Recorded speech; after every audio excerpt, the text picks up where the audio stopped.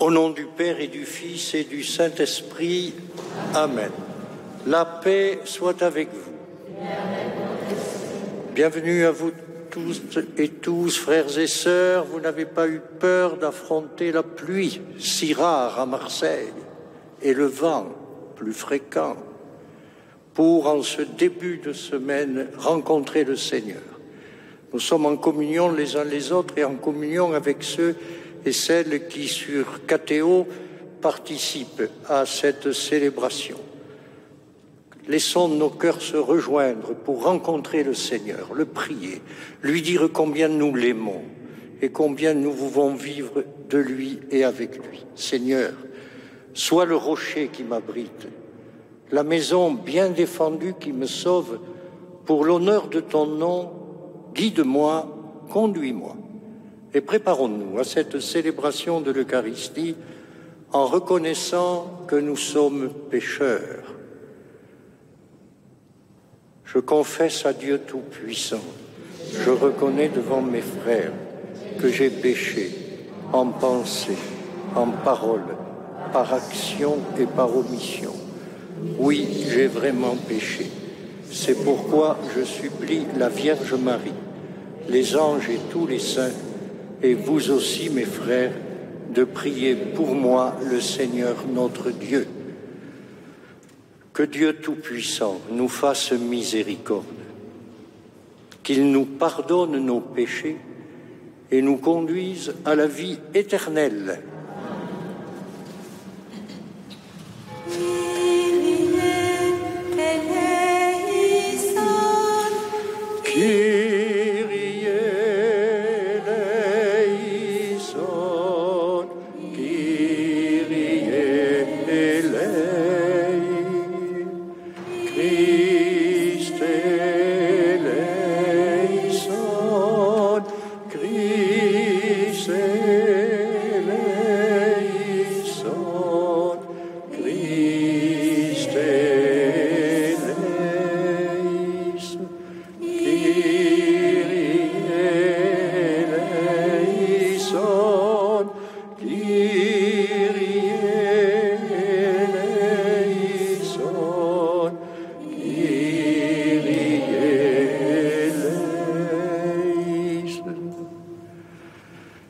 Prions le Seigneur.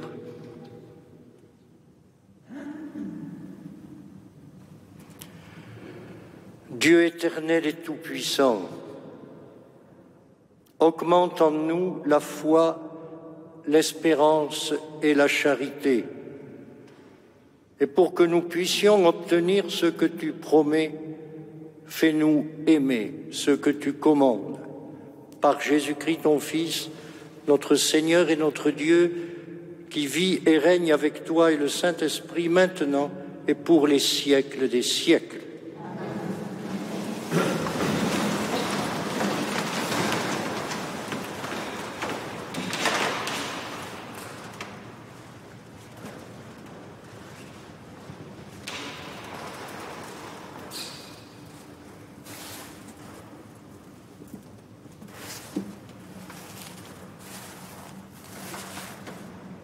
Lecture de la lettre de saint Paul, apôtre aux Éphésiens. Frères, soyez entre vous pleins de générosité et de tendresse. Pardonnez-vous les uns aux autres, comme Dieu vous a pardonné dans le Christ. Oui, cherchez à imiter Dieu, puisque vous êtes ses enfants bien-aimés. Vivez dans l'amour. Comme le Christ nous a aimés et s'est livré lui-même pour nous, s'offrant en sacrifice à Dieu comme un parfum d'agréable odeur. Comme il convient aux fidèles, la débauche, l'impureté sous toutes ses formes et la soif de posséder sont des choses qu'on ne doit même plus évoquer chez vous. Pas davantage de propos grossiers, stupides ou scabreux. Tout cela est déplacé. Mais qu'il y ait plutôt des actions de grâce. Sachez-le bien, ni les débauchés, ni les dépravés, ni les profiteurs qui sont de vrais idolâtres, ne reçoivent d'héritage dans le royaume du Christ et de Dieu.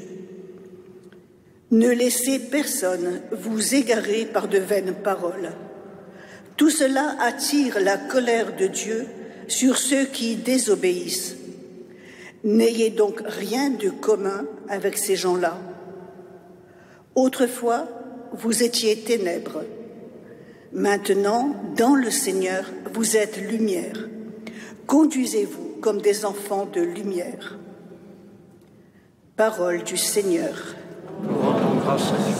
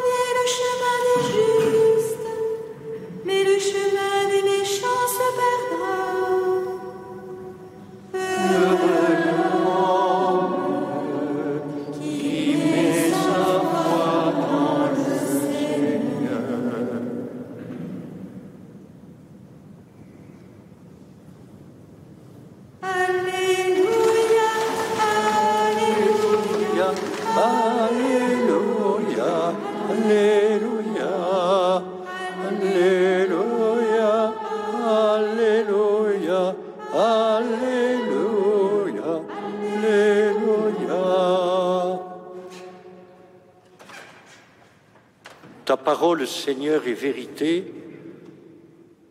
Dans cette vérité, sanctifie-nous.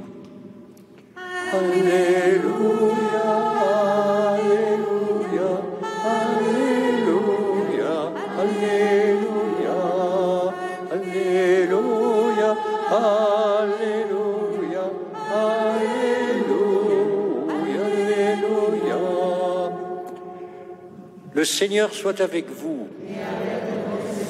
Évangile de Jésus-Christ selon saint Luc. En ce temps-là, Jésus était en train d'enseigner dans une synagogue le jour du sabbat. Voici qu'il y avait là une femme possédée par un esprit qui la rendait infirme depuis 18 ans, et elle était toute courbée et absolument incapable de se redresser. Quand Jésus la vit, il l'interpella et lui dit « Femme, te voici délivrée de ton infirmité. » Et il lui imposa les mains. À l'instant même, elle redevint droite et rendait gloire à Dieu. Alors le chef de la synagogue, indigné de voir Jésus faire une guérison le jour du sabbat, prit la parole et dit à la foule « Il y a 6 jours pour travailler. Venez donc vous faire guérir ces jours-là et non pas le jour du sabbat. » Le Seigneur lui répliqua « Hypocrite, chacun de vous, le jour du sabbat, ne détache-t-il pas de la mangeoire son bœuf ou son âne pour le mener boire ? Alors cette femme, une fille d'Abraham, que Satan avait liée voici 18 ans, ne fallait-il pas la délivrer de ce lien le jour du sabbat? À ces paroles de Jésus, tous ses adversaires furent remplis de honte et toute la foule était dans la joie à cause de toutes les actions éclatantes qu'il faisait. Acclamons la parole de Dieu.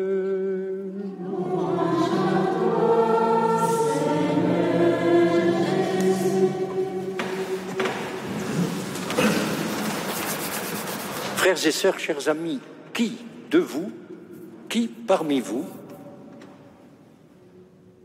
ne se souvient pas de l'évangile que nous avons entendu hier à la messe?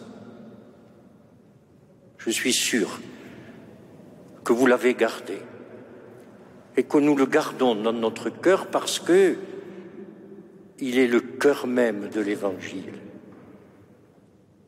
Au docteur de la loi qui voulait piéger Jésus, il leur a répondu à la demande de ce qu'était le premier commandement, il leur a répondu, le premier commandement, eh bien, tu aimeras le Seigneur ton Dieu de tout ton cœur, de toute ton âme et de tout ton esprit. Voilà le premier commandement, et le second lui est semblable, tu aimeras ton prochain comme toi-même. J'aimais le dire hier, nous sommes là au cœur de l'Évangile. Il suffit d'aimer. Aimer Dieu, aimer son frère. Et saint Paul, dans la première lecture d'aujourd'hui, prolonge cet enseignement de Jésus en disant à ses amis d'Éphèse, dans cette première lecture, soyez entre vous. Finalement, on peut se l'appliquer à nous. Soyez entre vous, pleins de générosité et de tendresse. Cherchez à imiter Dieu. Vivez dans l'amour comme le Christ nous a aimés et s'est livré lui-même pour nous. Et voilà que Jésus, dans l'Évangile de ce jour, nous donne la preuve de son amour en guérissant cette femme courbée depuis 18 ans. Je ne sais pas ce qui vous frappe là-dedans, mais ce qui m'a frappé en préparant cette homélie, ce qui m'a frappé, c'est que cette femme, elle ne demande rien à Jésus. Mais tout simplement, elle expose sa misère au regard de tendresse de Jésus. Elle expose sa misère. Tu vois, je suis là, pauvre, faible, courbé. Il me semble bien qu'au-delà de sa seule infirmité physique, cette femme nous renvoie l'image de notre humanité souffrante qui ploie sous le poids du fardeau, qui est souvent bien lourd pour beaucoup. Et nous en sommes souvent témoins ici, à Notre-Dame de la Garde, où avec mes frères chapelains, nous accueillons à longueur de journée, dimanche et jours de fête compris, toutes ces personnes en bas à la crypte, toutes ces personnes qui viennent vers nous marquées par le découragement, marquées par le manque de sens, par la lassitude ou les drames de la vie qui les recroquevillent. La femme de l'Évangile ne se dérobe pas au regard de Jésus. Elle le laisse s'approcher d'elle.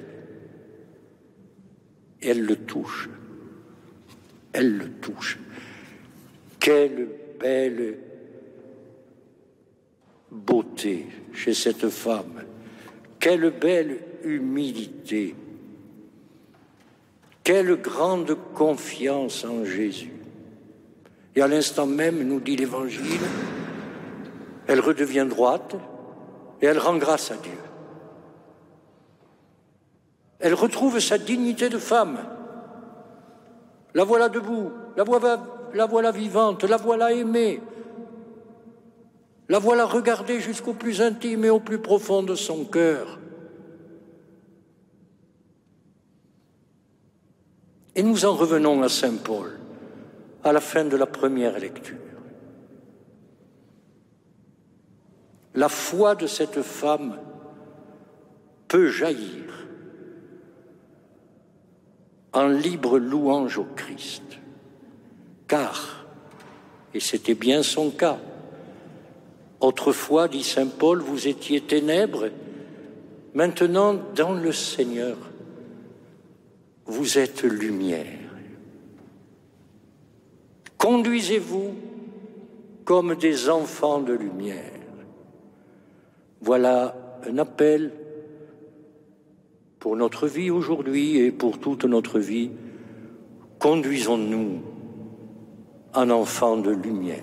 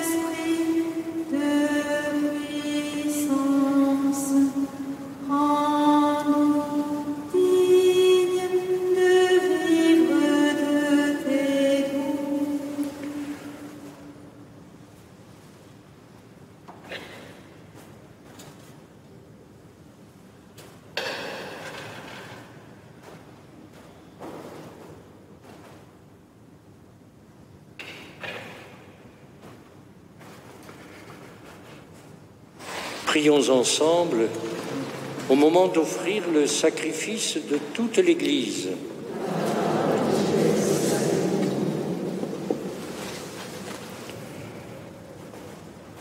Regarde les présents déposés devant toi, Seigneur notre Dieu. Permets que notre célébration contribue d'abord à ta gloire. Par Jésus le Christ, notre Seigneur.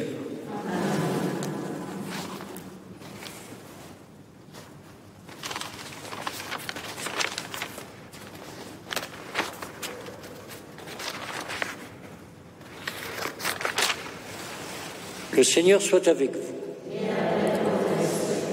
Élevons notre cœur. Rendons grâce au Seigneur notre Dieu.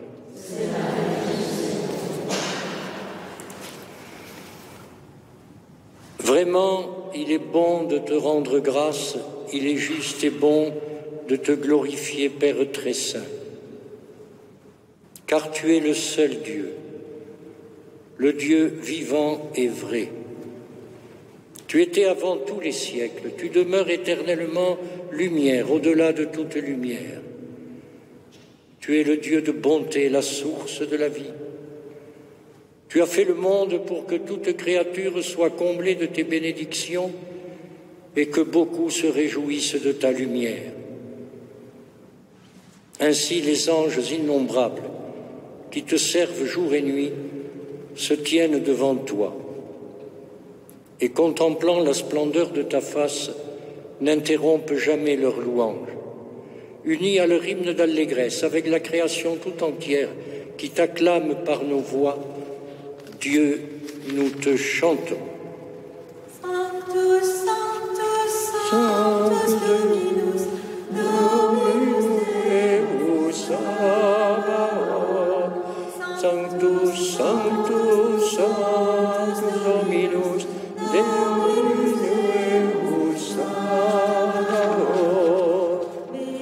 Sub cieli et terra, gloria tua.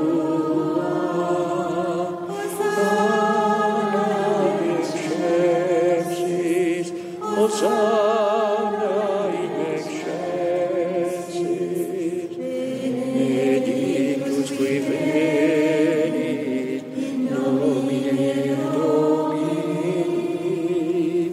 Hosanna in excelsis, Hosanna in excelsis. Père très saint, nous proclamons que tu es grand et que tu as créé toutes choses avec sagesse et par amour. Tu as fait l'homme à ton image et tu lui as confié l'univers, afin qu'en te servant, toi son Créateur, il règne sur la création. Comme il avait perdu ton amitié en se détournant de toi, tu ne l'as pas abandonné au pouvoir de la mort. Dans ta miséricorde, tu es venu en aide à tous les hommes pour qu'ils te cherchent et puissent te trouver. Tu as multiplié les alliances avec eux et tu les as formés par les prophètes dans l'espérance du salut. Tu as tellement aimé le monde, Père très saint, que tu nous as envoyé ton propre Fils lorsque les temps furent accomplis pour qu'il soit notre Sauveur. Conçu de l'Esprit Saint, né de la Vierge Marie, il a vécu notre condition d'homme en toutes choses excepté le péché, annonçant aux pauvres la bonne nouvelle du salut, aux captifs la délivrance, aux affligés la joie. Pour accomplir le dessein de ton amour, il s'est livré lui-même à la mort, et par sa résurrection, il a détruit la mort et renouvelé la vie, afin que notre vie ne soit plus à nous-mêmes, mais à lui qui est mort et ressuscité pour nous. Il a envoyé d'auprès de toi comme premier don fait aux croyants l'Esprit qui poursuit son œuvre dans le monde et achève toute sanctification. Que l'Esprit Saint fasse de nous t'en prions, Seigneur, sanctifie ces offrandes, qu'elles deviennent ainsi le corps et le sang de ton Fils, dans la célébration de ce grand mystère que lui-même nous a laissé en signe de l'alliance éternelle. Quand l'heure fut venue où tu allais le glorifier comme il avait aimé les siens qui étaient dans le monde, il les aima jusqu'au bout. Pendant le repas qu'il partageait avec eux, il prit le pain, il le bénit, le rompit, et le donna à ses disciples en disant « Prenez et mangez-en tous, ceci est mon corps livré pour vous. »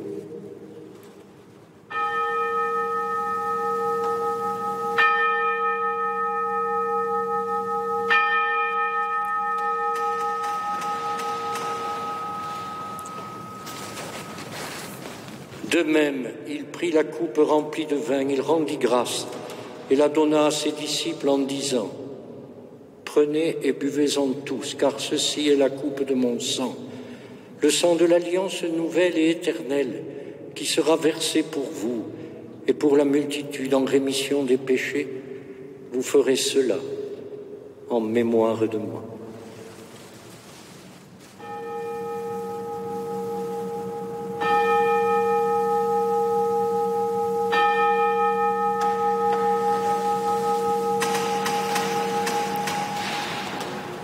Quand nous mangeons ce pain et buvons à cette coupe, nous célébrons le mystère de la foi.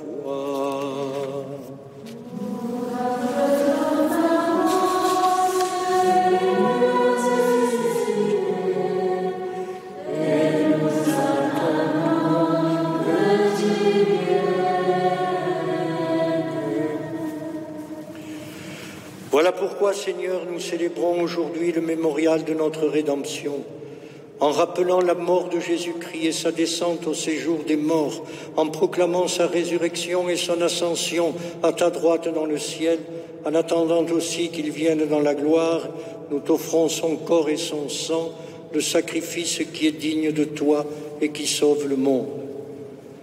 Regarde, Seigneur, cette offrande que tu as donnée toi-même à ton Église. Accorde à tous ceux qui vont partager ce pain et boire à cette coupe d'être rassemblés par l'Esprit Saint en un seul corps pour qu'ils soient eux-mêmes dans le Christ une vivante offrande à la louange de ta gloire. Et maintenant, Seigneur, rappelle-toi tous ceux pour qui nous offrons le sacrifice. Le pape François, notre évêque Jean-Marc et tous les évêques, les prêtres et ceux qui les assistent, les fidèles qui présentent cette offrande, les membres de notre assemblée, le peuple qui t'appartient et tous les hommes qui te cherchent avec droiture. Souviens-toi aussi de nos frères qui se sont endormis dans la paix du Christ et de tous les morts dont toi seul connais la foi. Nous te recommandons ce matin, Seigneur, Madame Marie-Claude Mestre.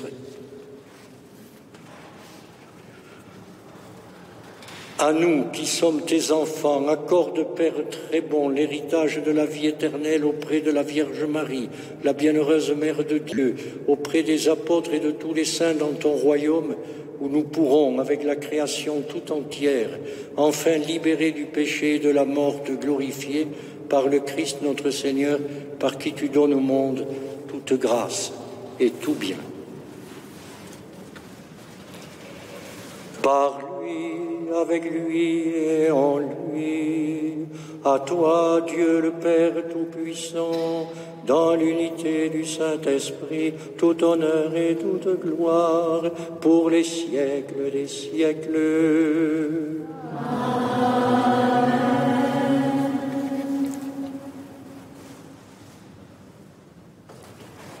Unis dans le même esprit, nous pouvons dire avec confiance la prière que nous avons reçue du Sauveur.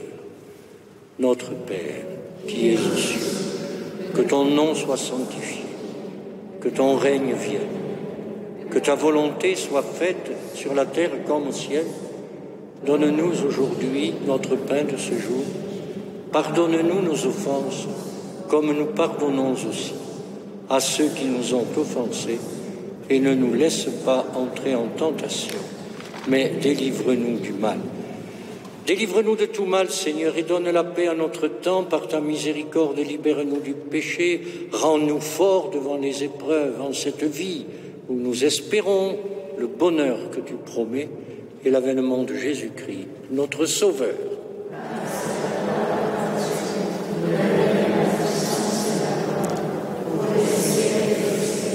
Seigneur Jésus-Christ, tu as dit à tes apôtres, je vous laisse la paix, je vous donne ma paix.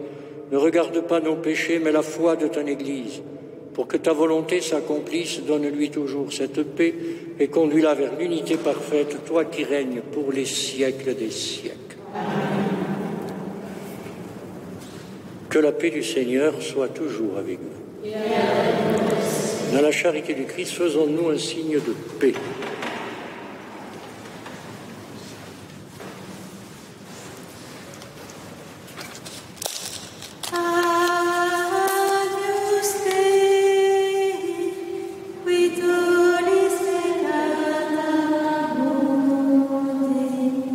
Miserere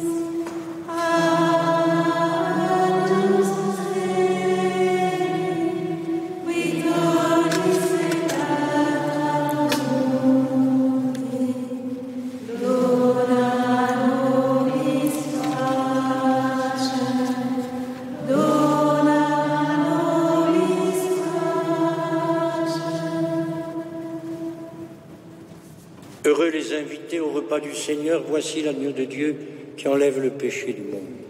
Seigneur, je ne suis pas digne de te recevoir, mais dis seulement une parole et je serai guéri.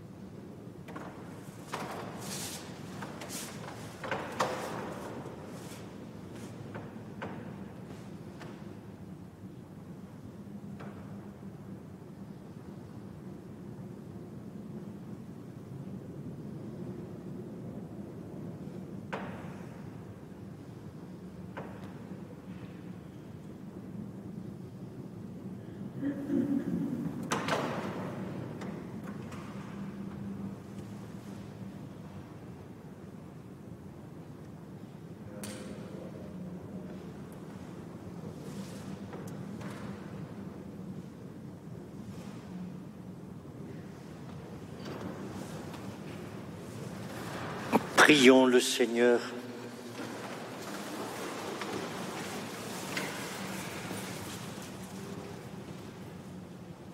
Que tes sacrements, Seigneur, achèvent de produire en nous ce qu'ils signifient, afin que nous entrions un jour en pleine possession du mystère que nous célébrons dans ces rites par Jésus le Christ, notre Seigneur.